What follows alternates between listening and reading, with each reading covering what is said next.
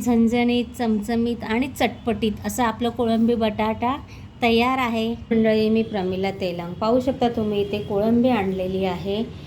कोळंबी ही बघा, ही समुद्राची कोळंबी आहे।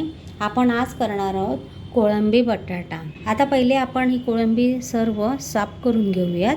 ही बघा, इथे आपली कोलंबी साफ करून झालेली आहे। बटाटे असे मी ना बारीक असे कट करून घेतलेले आहे। 2 मोठे बटाटे इथे मी घेतलेले आहेत। कोळंबी बटाटा करण्यासाठी बघा, इथे 2 मोठे मीडियम आकाराचे कांदे कट करून घेतलेले आहे। आलं लसूण चेचून घेतलेलं आहे।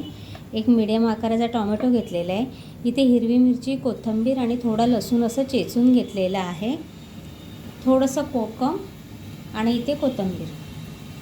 तेल घेऊया। इथे मी 2 मोठे चमचे तेल घेतलेलं आहे। तेल आपलं चांगलं तापलं, आपण सगळ्यात पहिले इथे कांदा घालूया।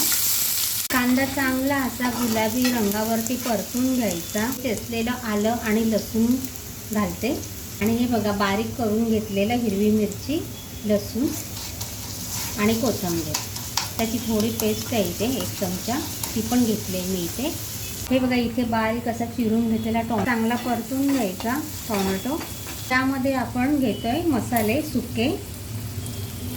इथे लाल कलरसाठी काश्मीरी पावडर आहे, म्हणजे मिरची पावडर आहे काश्मीरी।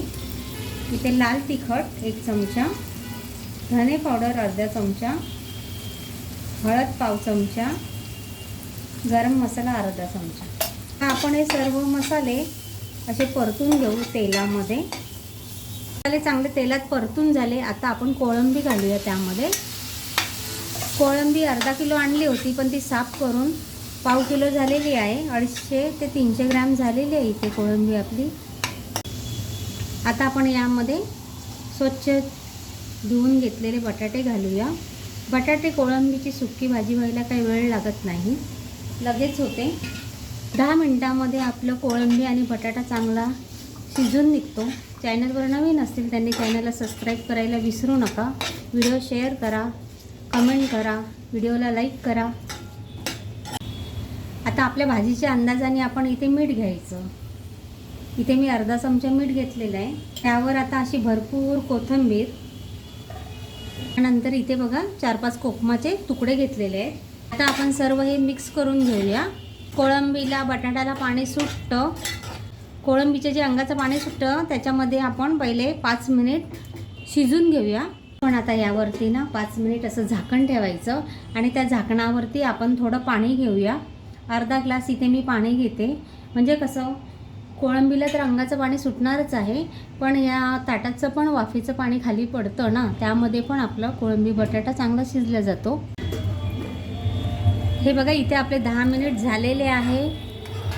हे बघा, कोळंबी पण आपली इथे झालेली आणि बटाटा पण शिजलेला आहे। या बघा, इथे बघू शकता 2 तुकडे झाले ना। आता आपली भाजी इथे झालेली आहे। आता आपण प्लेटमध्ये काढून घेऊया। हे बघा, कोणाकोणाला कोळंबी बटाटा आवडतो त्यांनी कमेंट करून नक्की सांगा। हे बघा, आपला इथे छानसा कोळंबी बटाटा तयार झालेला आहे। एक लाईक जरूर करा। कशी वाटली रेसिपी ते कमेंटमध्ये सांगा। धन्यवाद।